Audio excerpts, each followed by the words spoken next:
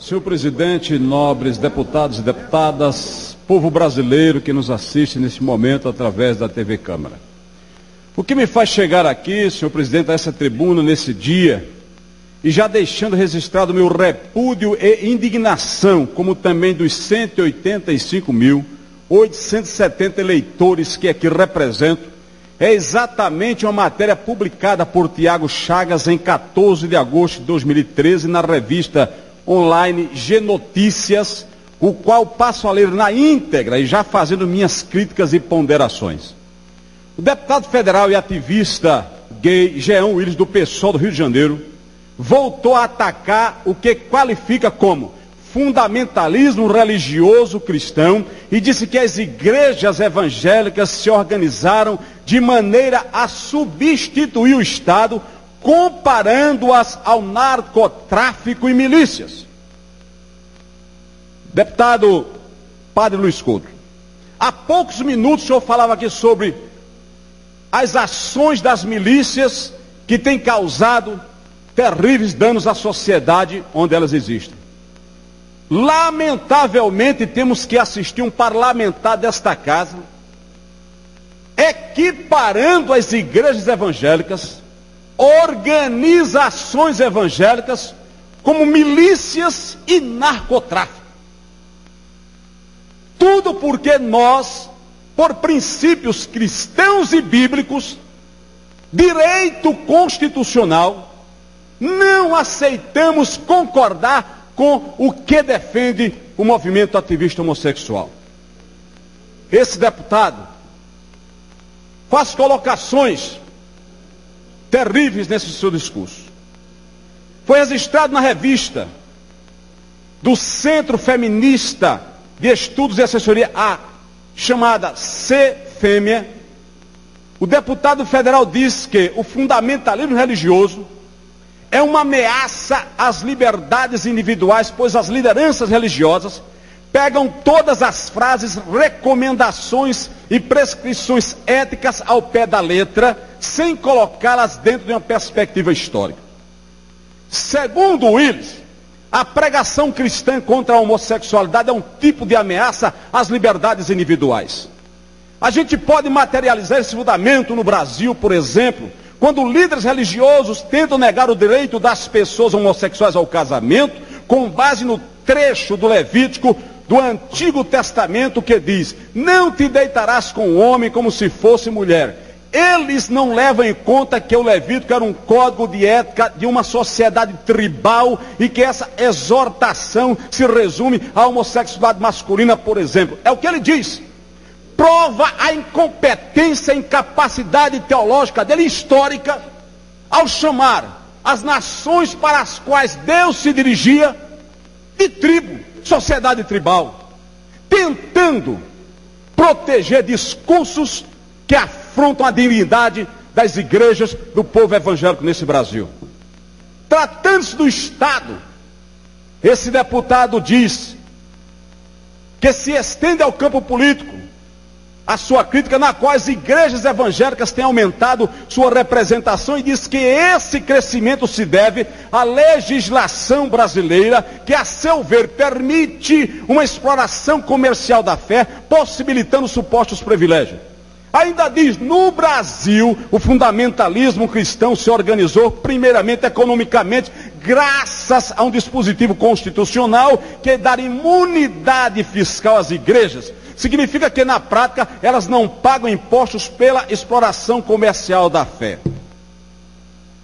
Senhoras e senhores, povo cristão e evangélico desse Brasil, fé é algo pessoal. É diferente do dar de espontânea vontade ou contribuir com qualquer instituição religiosa. Ele diz que as igrejas não pagam impostos por comercializar a fé. Isso não é verdade. Ninguém comercializa a fé.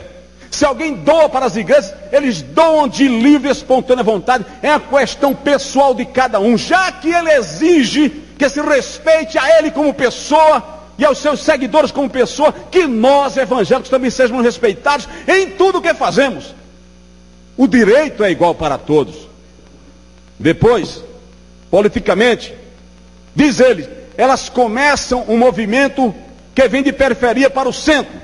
E diz que os pastores foram se elegendo vereadores, depois foram elegendo deputados estaduais e por fim deputados federais. E diz mais, assim foram constituindo bancadas cristãs e bancadas religiosas nas diferentes classes legislativas. Isso é uma forma da qual ele agride a dignidade de nós evangélicos. Não houve estratégia para começar com vereador, começar com deputado estadual e depois deputado federal. Esse que aqui fala, nunca fui político. Nunca fui vereador, nunca fui deputado estadual. Interessante é que ele, que diz representasse ou representar um segmento da sociedade, que por sua vez representa muito mal, por desrespeitar os evangélicos desse país, lamentavelmente, ele defende a afronta à família. Nós, deputados evangélicos aqui, defendemos a família, defendemos a moral, os bons costumes. E o que é que ele defende aqui? Defende a pornografia, defende a legalização das drogas, defende a legalização do aborto, defende o uso discriminado da maconha. É isso que ele faz aqui, usando o mandato para isso, desrespeitando os evangélicos nesse país. Por outro lado, de onde ele veio?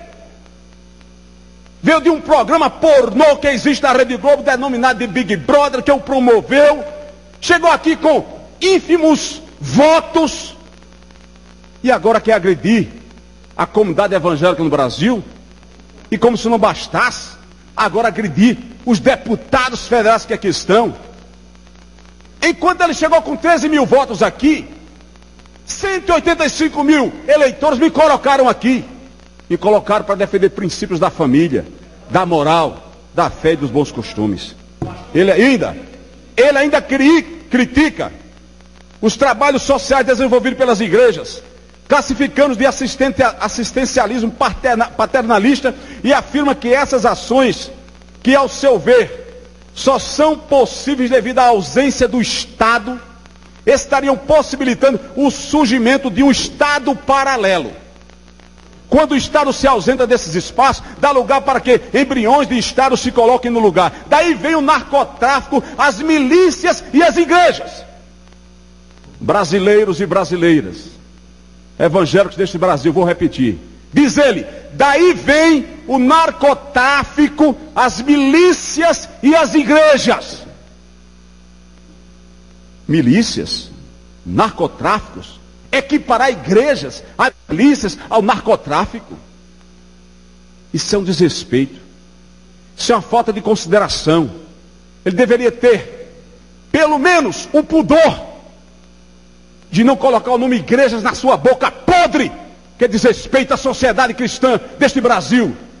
Queria que ele estivesse aqui para me ouvir, mas eu tenho certeza que ele vai ver através da TV Câmara. Vão mostrar os vídeos para ele, que mostre. Ele precisa saber que aqui tem deputado que não tem medo das afrontas deles, das ameaças dele, que respeita a sociedade, mas que existe também respeito.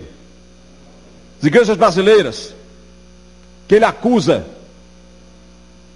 que se utiliza de benécias do Estado. Me prove que as igrejas recebem. Eu faço parte de uma igreja que hoje tem 1 milhão de membros no estado de Pernambuco, presidida pelo pastor Ailton José Alves.